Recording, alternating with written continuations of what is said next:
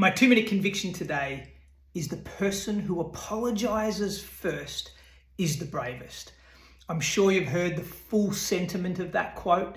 The person who forgives first is the strongest, and the person who forgets first is the happiest. These are all difficult attributes to master. I find them really hard, especially the first one.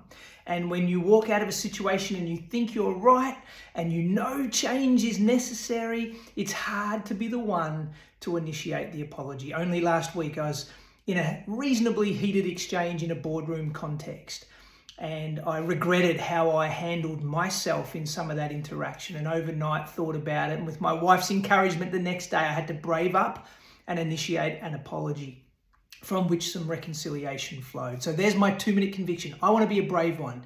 You too, apologise first. Have a great week.